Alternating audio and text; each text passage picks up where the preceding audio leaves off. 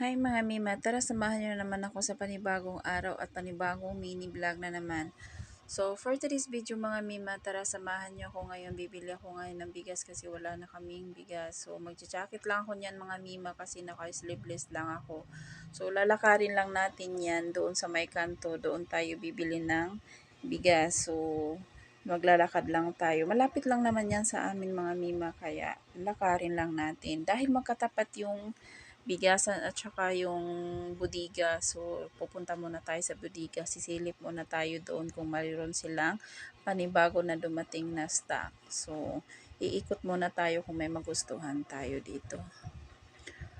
Dahil wala akong nagustuhan, ganoon pa rin yung nakadisplay nila, kaya lumabas na ako at nakita ko si ate na nakatinda ng siomay, kaya bibili muna tayo dito mga Mima kasi nagkikrib ako ng siomay. So pagkatapos kong bumili ng siomay, dumiretso ako dito sa may bigasan. Wala namang pagbabago ng presyo ng bigas dito mga Mima, ganun pa rin.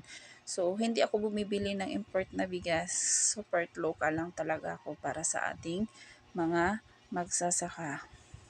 So pagka kinabukasan dyan, kasi naglalaba ko kagabi, ayan, lumabas na si Aring Haraw. Kasi ilang araw na dito mga Mima, laging umuulan, umaambon, ganun. Kaya walang matinong init. So, dahil lumabas ngayon ang Aring Araw, nilabas ko na naman tong pinaglalabahan ko kagabi. So, sana matuyo ito ngayong araw, no?